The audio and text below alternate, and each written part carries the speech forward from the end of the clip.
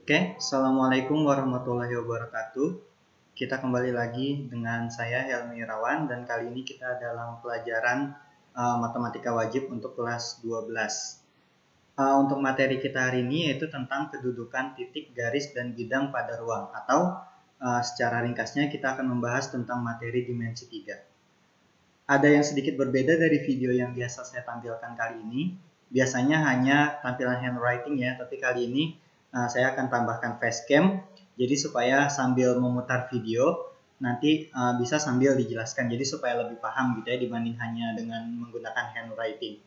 Oke, untuk mempersingkat waktu maka kita mulai saja seperti biasa. Nanti kalian akan saksikan video sambil di tengah-tengah nanti ketika ada hal-hal yang perlu dijelaskan maka saya akan stop videonya sambil dijelaskan nanti, jadi supaya nanti lebih paham gitu ya. Oke, kita mulai pembelajaran kali ini, silakan disaksikan videonya.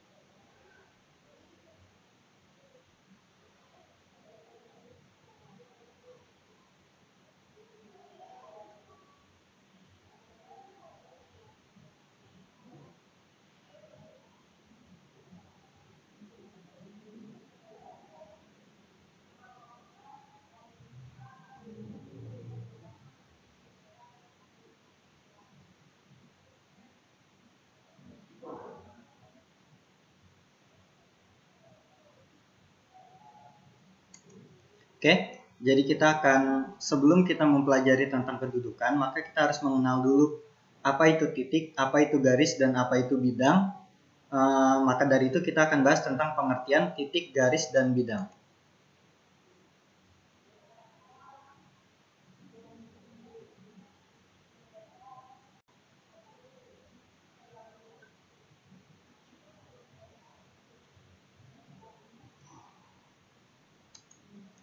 Yang pertama adalah titik. Jadi apa itu titik? Titik adalah unsur dalam geometri yang paling sederhana. Artinya tidak ada yang lebih sederhana dibanding titik. Titik itu unsur yang paling dasar, paling sederhana dalam geometri. Nah, titik di sini tidak memiliki panjang dan lebar. Oleh karena itu, titik disebut juga sebagai dimensi 0 atau R0. Karena tidak memiliki panjang, tidak memiliki lebar, maka dia berada pada dimensi 0 titik itu. Biasa disimbolkan juga dalam matematika R0. Nah, titik disimbolkan dengan noktah. Nah, kalian bisa garis bawahi di sini noktah. Noktah itu ya seperti yang selama ini kita kenal, hanya titik saja. Dan diberikan penamaan dengan menggunakan huruf kapital. Nah, sebagai contoh di sini ada sebuah noktah, kemudian diberi nama A. Nah, inilah yang disebut atau kita baca titik A. Nah, yang kedua ada noktah lagi, kemudian diberi nama P. Nah, ini dibaca titik P. Jadi nanti ketika kalian ingin menamai sebuah titik, itu kalian menggunakan huruf kapital. Ingat huruf kapital ya, gitu. Oke, jadi inilah pengertian titik.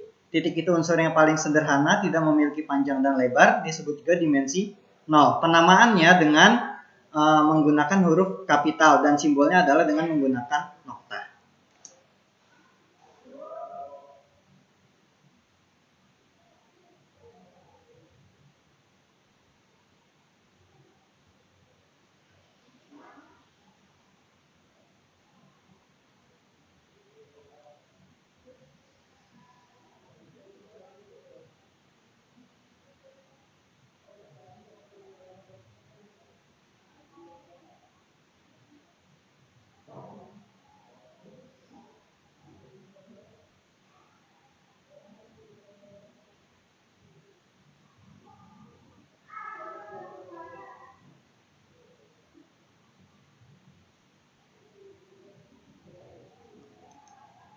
Baik, saya akan jelaskan di sini. Yang kedua adalah mengenai garis. Nah, sebelum ke garis, maka kita bahas yang awal dulu ya, titik. Di sini ada namanya postulat titik. Pak, postulat itu apa sih? Jadi postulat itu sebuah pernyataan dalam geometri yang tidak perlu dibuktikan kebenarannya. Jadi postulat ini sudah pasti terbukti dan tidak perlu dibuktikan lagi kebenarannya. Nah, di sini kita akan membahas mengenai postulat titik, yaitu yang berbunyi antara dua titik dapat dibuat sebuah titik lainnya. Nah, kalian perhatikan tadi di video, pertama ada titik A, kemudian ada titik P. Antara titik A dan titik P itu dapat dibuat sebuah titik lagi di tengah-tengahnya. Gitu ya. Nah, kemudian melalui postulat titik tersebut sehingga jarak antara dua titik akan ada titik antara. Jadi antara A sama P nanti ada titik antaranya ya. Kayak gitu. Dan begitu seterusnya sehingga jumlah titik menjadi sangat banyak. Jadi antara A dan P ada titik tengahnya. Antara A dan titik tengah nanti ada titik tengahnya lagi. Antara yang titik tengah dengan P ada titik tengahnya lagi. Dan begitu seterusnya dengan jumlah tak terbatas atau sangat banyak. Sehingga nanti titik-titik tersebut lama-lama akan berhimpit. Berhimpit, terbentuklah sebuah garis. Nah, jadi di sini pengertian garis adalah kumpulan dari titik-titik yang letaknya sangat rapat sehingga hampir berhimpitan. Garis memiliki panjang sehingga dalam geometri disebut sebagai dimensi 1 atau R1. Jadi garis ini punya panjang ya, beda dengan tadi titik tidak punya panjang dan tidak punya lebar. Kalau garis ini dia memiliki panjang sehingga disebut sebagai dimensi 1 atau R1. Nah, kemudian ada yang namanya postulat garis. Postulat garis, tadi ya postulat sudah kita bahas, itu adalah pernyataan dalam geometri yang tidak perlu dibuktikan lagi kebenarannya. Nah, ada sebuah postulat garis yang berbunyi, antara dua buah titik hanya dapat dibuat sebuah garis. Nah, ini ya antara titik A dan titik P hanya dibuat sebuah garis, yaitu garis yang berwarna oranye atau kita sebut garis AP. Ya, itulah bunyi postulat garis. Jadi antara dua titik hanya dibuat sebuah garis. Ya, seperti combo bucin ya. Antara dua hati hanya dapat dilalui oleh sebuah cinta. Ya, itu hanya guyonan semata ya. Oke, kita lanjut.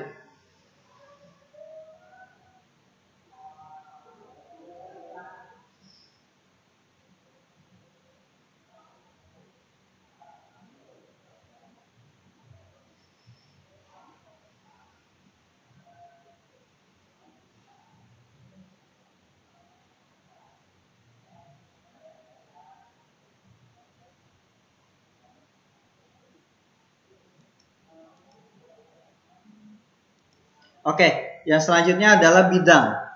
Nah, tadi kumpulan titik membentuk garis. Nah, sekarang kumpulan garis akan membentuk bidang. Tapi tidak semua kumpulan garis akan membentuk bidang ya. Di sini jadi kumpulan sedikitnya 3 garis. Nah, ini paling sedikit 3 garis ya untuk membentuk sebuah bidang. Jadi, kumpulan sedikitnya 3 garis yang bagian pangkal dan ujungnya saling berhimpitan. Jadi, antara pangkal dan ujung itu saling berhimpitan akan membentuk unsur geometri yang disebut bidang. Nah, bidang di sini memiliki panjang dan lebar sehingga memiliki luas.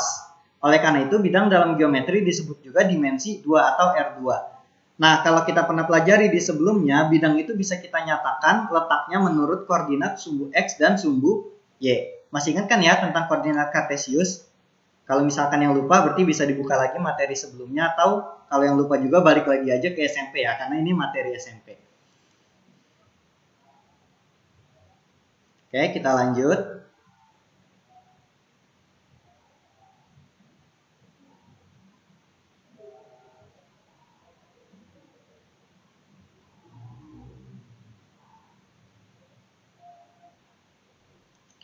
Yang selanjutnya adalah ruang. Apa itu ruang? Kumpulan beberapa bidang membentuk unsur geometri yang disebut ruang.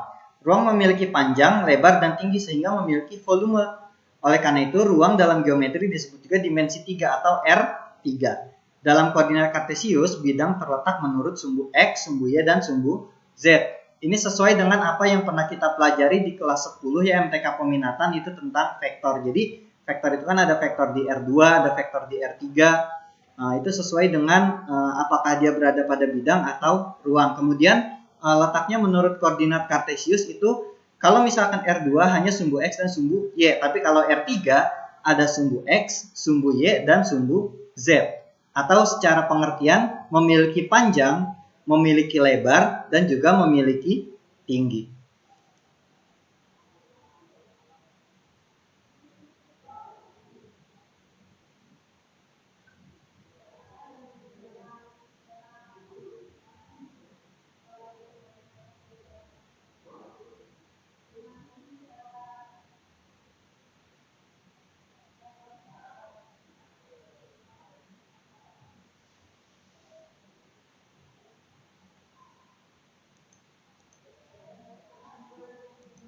Oke, selanjutnya adalah tadi kita sudah mempelajari tentang pengertian titik, garis, dan bidang, dan juga ruang ya.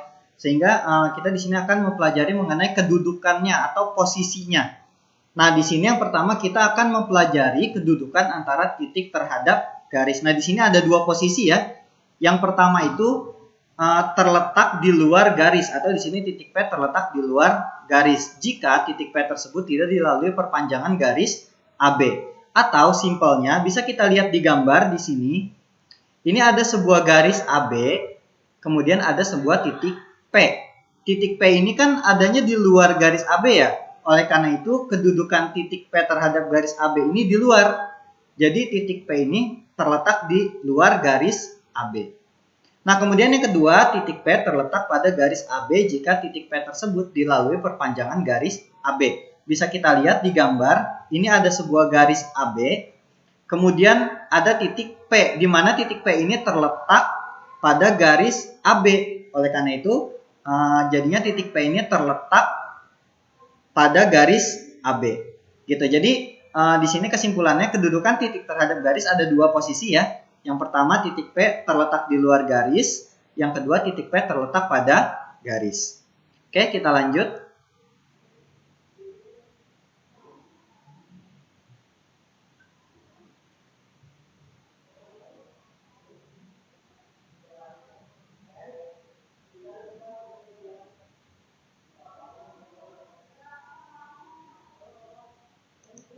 Oke, kalau tadi kita udah bahas kedudukan titik terhadap garis, sekarang kita akan bahas kedudukan titik terhadap bidang. Nah, ini ada bidang, kita sebut saja bidang yang berwarna merah ini bidang V. Nah, di sini ada dua titik, yaitu titik Q dan titik P. Kalau kita perhatikan posisinya, coba kita lihat titik Q ini kan terletak di luar bidang V ya. Sedangkan titik P dia terletak pada bidang V. Gitu. Jadi di sini ada dua posisi. Yang pertama terletak di luar bidang, yang kedua terletak pada bidang. Nah, ini secara pengertiannya bisa kalian baca ya. Oke, kita lanjut.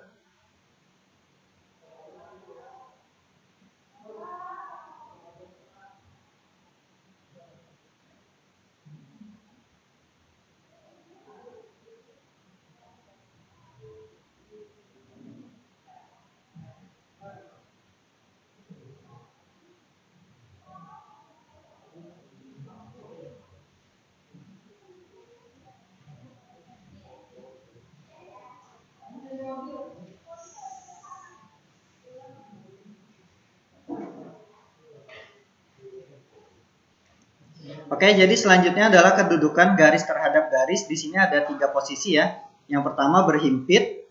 Nah, berhimpit. Kemudian yang kedua berpotongan. Dan yang ketiga itu sejajar.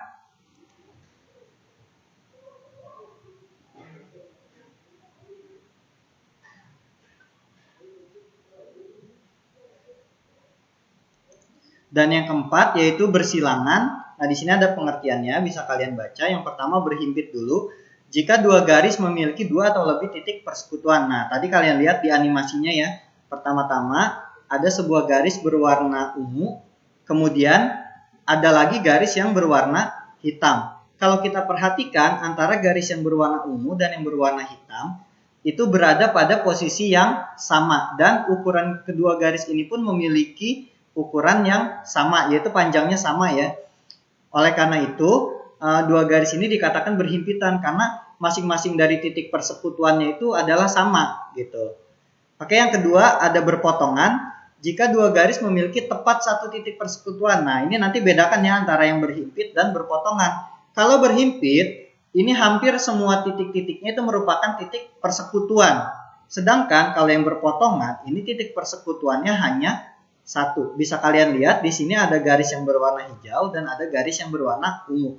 Nah, kalian lihat di bagian tengah-tengah sini, itu kan titik persekutuannya, artinya pada titik ini itu merupakan titik yang dilalui garis berwarna ungu dan juga dilalui garis yang berwarna hijau. Atau ini disebut juga titik persekutuan atau lebih sering kita sebut dalam matematika itu sebagai titik potong. Ya, jadi bedanya tadi berhimpit sama yang berpotongan. Kalau yang berhimpit hampir semua garisnya persekutuan, sedangkan kalau yang berpotongan hanya satu. Yang ketiga, ini dua garis sejajar. Nah, dua garis sejajar ini adalah dua garis yang tidak memiliki titik persekutuan. Bahkan ketika dua garis ini diperpanjang sepanjang-panjangnya, maka tetap saja dua garis ini tidak akan memiliki titik temu atau titik potong atau titik persekutuan. Begitu ya, bisa kalian lihat di sini di garis yang berwarna hijau dan garis yang berwarna ungu. Ini walaupun kalian perpanjang terus, ini tidak akan memiliki titik temu. Oke, yang selanjutnya itu bersilangan. Nah, bersilangan itu jika dua buah garis terletak pada bidang yang berbeda dan tidak memiliki titik persekutuan. Nah, ini nanti kalian harus hati-hati membedakan antara yang berpotongan dan juga bersilangan. Karena ini hampir sama ya, bisa jadi hampir sama nanti ketika kalian sudah masuk ke bangun ruang. Gitu. Yang membedakan antara berpotongan dan bersilangan. Nah, kalau berpotongan ini dia punya satu titik persekutuan. Kalau bersilangan dia tidak memiliki titik persekutuan dan yang bersilangan ini dia terletak pada dua bidang yang berbeda. Coba kalian perhatikan, ini ada garis yang berwarna hijau dan ada garis yang berwarna ungu, tapi dia terletak pada bidang yang berbeda gitu. Nah, tapi nanti bersilangan bisa jadi juga berpotongan ketika walaupun dia bidangnya berbeda, tapi ketika dia memiliki satu titik temu atau titik persekutuan, maka nanti dia bisa jadi berpotongan gitu. Jadi di sini kalian harus hati-hati membedakan antara yang berpotongan dan bersilangan. Seperti itu. Jadi kata kuncinya untuk yang bersilangan ini adalah dua bidang yang berbeda. Kalau berpotongan ini pada satu bidang, tapi bisa juga nanti berpotongan dia terletak pada bidang yang berbeda atau dua bidang, tapi dia memiliki satu titik temu. Gitu. Oke, kita lanjut.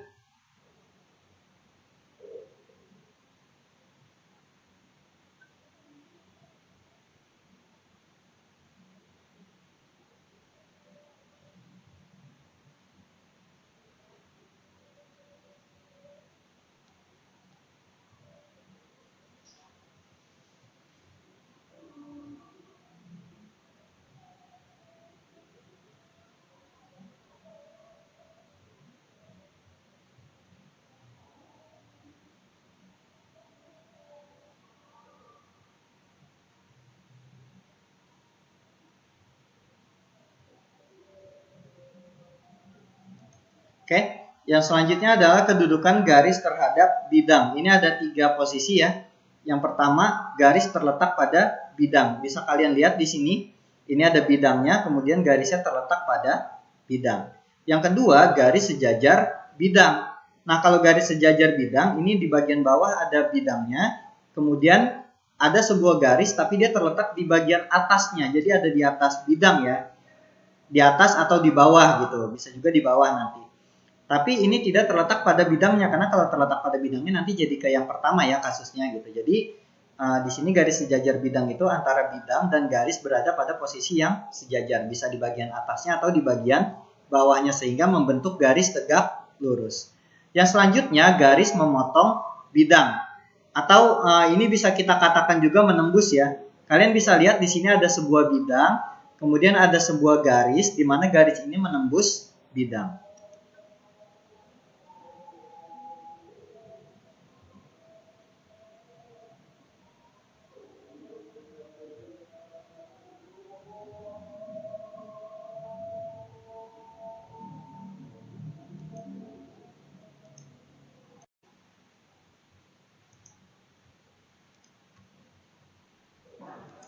Oke, selanjutnya adalah kedudukan bidang terhadap bidang.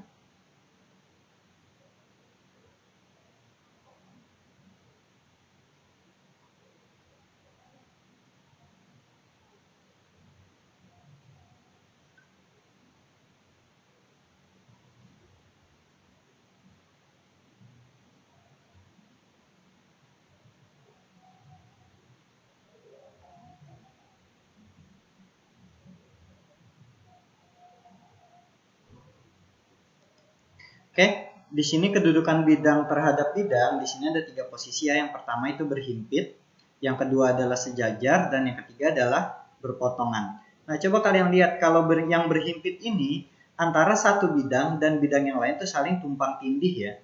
Tumpang tindih itu dikatakan berhimpit atau secara pengertian di sini dia memiliki setidaknya 3 titik persekutuan antara dua bidang. Oke, kalau yang sejajar ini antara dua bidang. Ini tapi posisinya agak sedikit di bagian atasnya ya, berbeda dengan tadi yang berhimpit. Kalau yang sejajar ini agak sedikit di bagian atasnya antara bidang yang berwarna biru dengan bidang yang berwarna merah, tapi dengan posisi yang tegak lurus. Oke, yang ketiga berpotongan. Di sini jika terdapat satu garis persekutuan antara dua bidang. Jadi antara dua bidang ini bisa kita katakan sebenarnya menembus ya, saling menembus. Ini ada satu garis persekutuannya antara dua bidang tersebut. Atau di sini dikatakan dua bidang saling berpotongan. Oke, kita lanjut ya.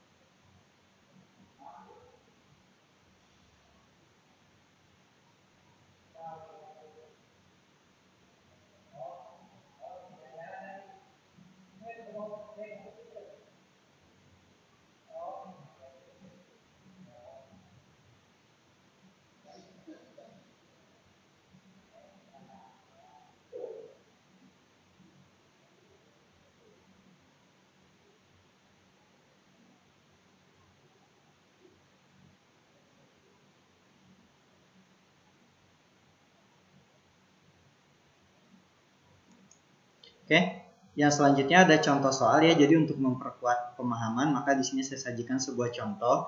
Nah, di sini ada kubus ABCD EF GH. Nah, tadi kalian bisa perhatikan juga bagi yang masih kesulitan untuk menggambar kubus, kalian bisa perhatikan tadi di contohnya garis-garis mana dulu yang bisa kalian buat.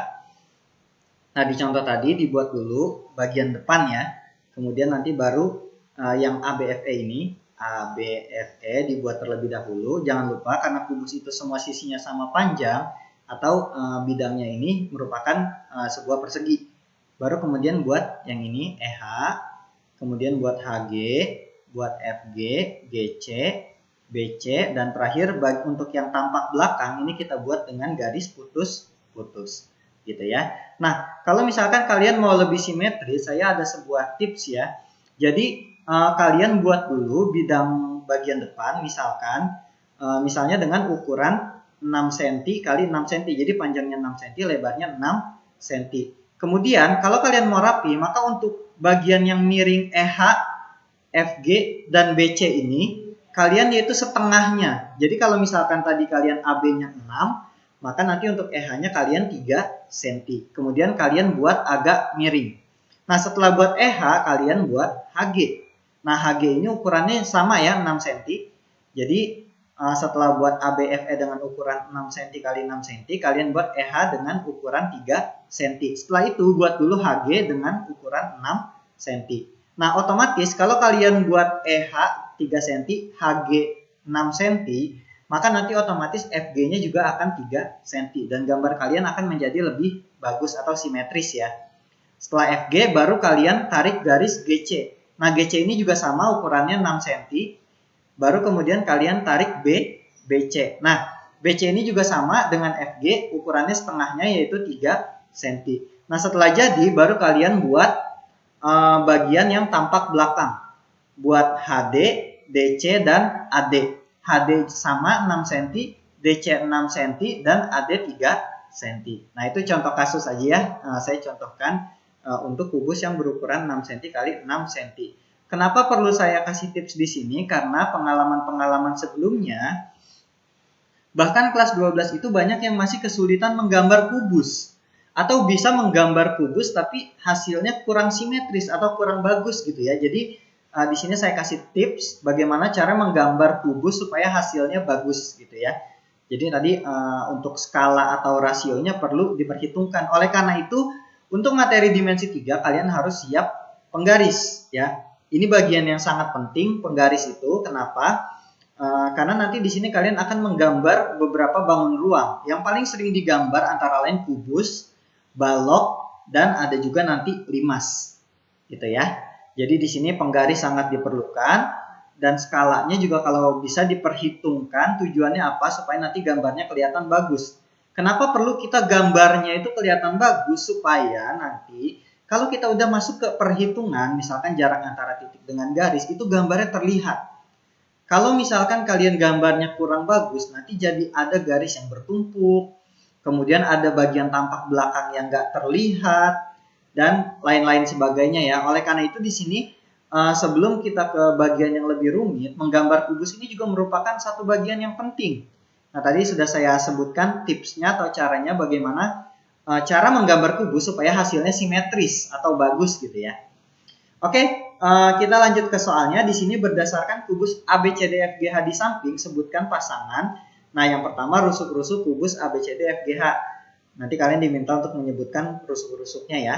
Kemudian yang B bidang-bidang, yang C pasangan garis yang berpotongan, yang D sejajar, yang E bersilangan, kemudian berhimpit, dan yang G ini bidang yang berhimpit, yang H bidang yang sejajar, dan yang I itu bidang yang berpotongan. Jadi setelah tadi kita pelajari kedudukan antara titik, garis, dan bidang pada ruang, maka di sini kita mencoba untuk menguji pemahaman kita, gitu ya. Terutama kalian untuk visualisasinya ya, visualisasinya. Apakah kalian bisa melihat atau memposisikan objek dalam ruang yang digambarkan dalam 2 dimensi ini, ya?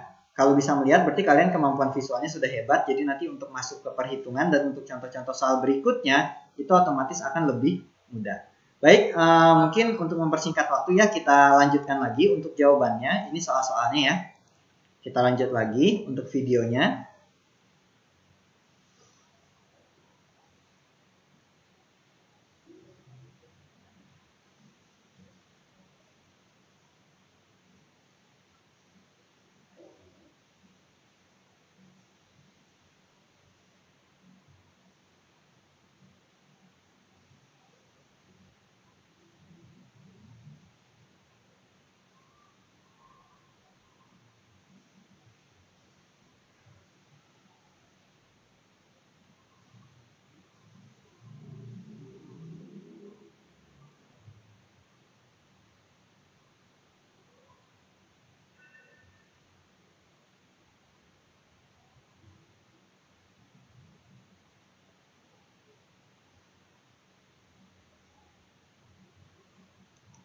Oke, tadi yang A dulu. Yang A itu tadi yang ditanya adalah rusuk. Nah, rusuk itu bagian-bagian penyusun dari atau kerangka-kerangka dari kubus. Saya rasa ini sudah dipelajari di SD dan di SMP. Harusnya sudah paham ya. Rusuk pada kubus nanti akan ada 12 kalau kalian sebutkan semuanya, tapi di sini saya hanya sebutkan beberapa. Ada yang pertama adalah AB. Nah, jadi di sini untuk digambar ini, untuk rusuk kalian fokus aja ke yang warna putih ya. Selain yang warna putih nggak usah dihiraukan dulu. Untuk khusus yang A di sini untuk menentukan rusuk-rusuknya, yang pertama ada AB, ada BC, ada CD, ada AD, dan seterusnya. Nah, seterusnya kalian nanti bisa sebutkan sendiri ya. Saya yakin sudah paham karena ini dari SD dan SMP juga sudah ada. Oke, kita lanjut yang B. Nah, yang B ini tadi pertanyaannya bidang. Nah, bidang itu pada kubus ada 6. Kalian sudah pelajari juga di SD dan di SMP. Coba kita lihat di sini. Ada bidang ABCD atau ini bagian bawah kubus ya. Kemudian ada ABFE. ABFE ini yang bagian depan. Nah, nanti untuk yang selanjutnya kalian bisa sebutkan bagian samping kanan, bidang samping kanan ya, bidang samping kiri, kemudian dan bidang yang di belakang dan juga yang di atas gitu. Nanti kalian bisa sebutkan. Saya rasa cukup mudah ya untuk menyebutkan bidang-bidang ini, dan untuk bidang-bidang pada kubus memang cuma ada 6, jadi ya saya rasa cukup mudah lah untuk kelas 12 menentukan bidang-bidang pada kubus. Oke, yang C. Sekarang kita lihat AB dengan BC. Nah, ini adalah dua garis yang berpotongan tadi ya pertanyaannya yang C. AB dengan BC. Coba kalian perhatikan. AB dengan BC. Antara AB dengan BC ini dia bertemu di satu titik, yaitu titik B. Nah, tadi kan kita udah belajar pengertiannya ya, dua garis yang berpotongan itu, dua garis yang memiliki satu titik persekutuan. Dalam hal ini, AB dan BC memiliki satu titik persekutuan atau titik potong, yaitu di titik B. Gitu. Kemudian ada contoh yang lain, BF dengan FG. Ini BF, ini FG. Nah, sama, dua garis ini juga memiliki satu titik persekutuan, yaitu di titik F. Dan seterusnya. Nanti kalian bisa sebutkan yang lain-lainnya ya. Oke, yang D. AB dengan FE. AB dengan FE, coba kita lihat. AB dengan FE. Coba kalian perhatikan posisinya antara AB dengan FE. AB ada di bagian bawah, FE ada di bagian atas. Nah, kemudian mereka kemiringannya sama. Kalau misalkan AB dan FE ini kita perpanjang, menurut kalian, apakah kira-kira mereka akan bertemu di satu titik? Ya, jawabannya tentu tidak ya, karena mereka memiliki kemiringan yang sama. Oleh karena itu, antara AB dan FE ini merupakan dua garis sejajar, yaitu dua garis yang jika diperpanjang dia tidak akan memiliki titik potong atau titik persekutuan. Gitu ya. Kemudian ada AB dan FE, kemudian yang kedua ada AE dan BF. AE sama BF juga sama ya. Gitu, dan seterusnya. Seterusnya nanti kalian bisa sebutkan lagi. Apa yang lain-lainnya ya, kalian bisa tentukan. Oke, yang E, AC dengan BG. Coba kita perhatikan. AC dengan BG. Nah, ini nih. AC, kalau kita perhatikan garis AC ini kan ada di bagian bawah ya, ada di bidang ABCD kan. Jadi AC itu terletak pada bidang ABCD yang ada di bawah ya, di bagian bawah kubus. Sedangkan BG ini terletak pada bidang yang ada di sebelah kanan kubus. Dan mereka ini sebenarnya nggak punya titik temu ya, nggak punya titik temu atau nggak punya titik potong. Oleh karena itu, antara AC sama BG ini merupakan dua garis yang bersilangan. Tadi pertanyaan yang E ya, bersilangan. Dan seterusnya, kalian nanti bisa cari lagi garis-garis lainnya yang posisinya bersilangan. Kata kuncinya tadi kalian ingat ya, kalau bersilangan itu terletak pada dua bidang yang berbeda. Gitu. Selain itu juga mereka tidak memiliki titik persekutuan, gitu ya, dan seterusnya. Seterusnya nanti kalian bisa cari sendiri. Oke, yang F. AB dengan AB. Lah ini gimana? AB sama AB sendiri. Berarti itu sebenarnya sama-sama garis AB, tapi ada dua kan? AB dengan AB. Berarti di sini ada dua garis AB. Tapi dia posisinya sama, maka dia dikatakan berhimpit. Sesuai pengertian yang tadi ya. Gitu. Jadi kalau berhimpit itu sebenarnya dua garis, tapi dia sama gitu ya. Gitu. Jadi kayak kembar identik gitulah. Nah, kemudian di sini BC dengan BC dan seterusnya. Nanti seterusnya kalian bisa tentukan sendiri. Oke, yang G. ABCD dengan ABCD. Nah, ini adalah dua bidang yang saling berhimpit ya. Sama kayak garis yang berhimpit tadi, bidang juga sama. Jadi kalau dia bidangnya sama, terletak pada tempat yang sama, maka dia dikatakan berhimpit. ABCD ini ada di bagian bawah kubus, dan ABCD juga ada di bagian bawah kubusnya, ada dua bidang tapi posisinya sama. Oleh karena itu mereka dikatakan berhimpit, dua bidang yang berhimpit. Dan seterusnya yang lain-lainnya nanti kalian bisa tentukan juga. Nah, yang H, ABCD dengan EF, GH. ABCD dengan EF, GH. Nah, ABCD ada di bagian bawah, sedangkan FGH ada di bagian atas. Nah, mereka tegak lurus, oleh karena itu mereka dikatakan dua bidang yang sejajar, sebagaimana tadi pengertiannya ya. Nah, yang terakhir ABCD dengan BCGF. ABCD itu yang bagian bawah, BCGF ini yang bagian samping kanan ya. Nah, antara ABCD dan BCGF ini dia memiliki satu garis persekutuan, yaitu garis BC. Ya kan, garis BC itu kan ada di bidang ABCD dan juga ada di bidang BCFG. Jadi dia memiliki satu garis persekutuan. Oleh karena itu, antara ABCD dan BCGF ini merupakan dua bidang yang berpotongan atau saling memotong. Gitu ya. Oke, saya kira itu tadi pengertiannya dan juga latihan-latihan soalnya mengenai kedudukan titik, garis, dan bidang dalam ruang. Oke, kita lanjut videonya. Oke, di sini katanya kita diminta latihan soal untuk memperkuat pemahaman ya. Oke, jadi di sini ada latihan soalnya.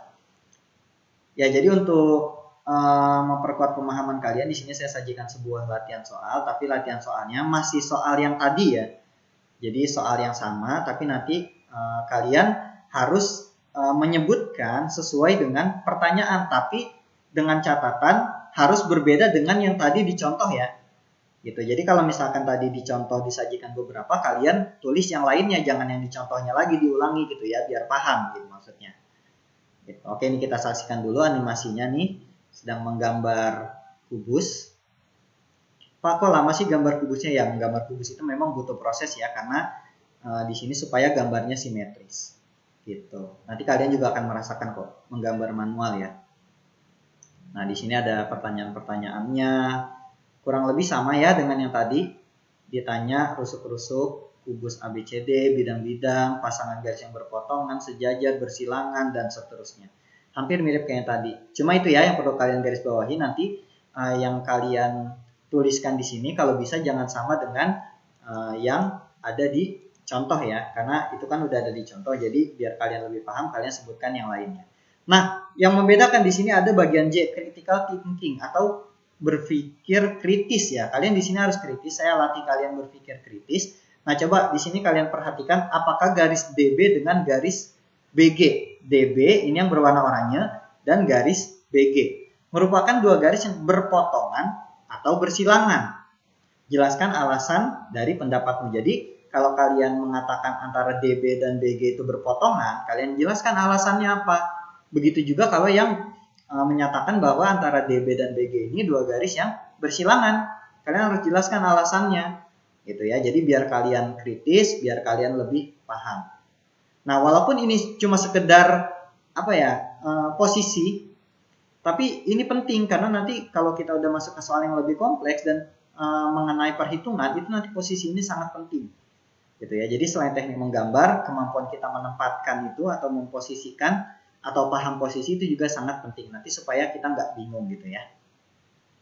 Oke, untuk pertemuan kali ini hanya sampai sini. Kita lanjut lagi videonya.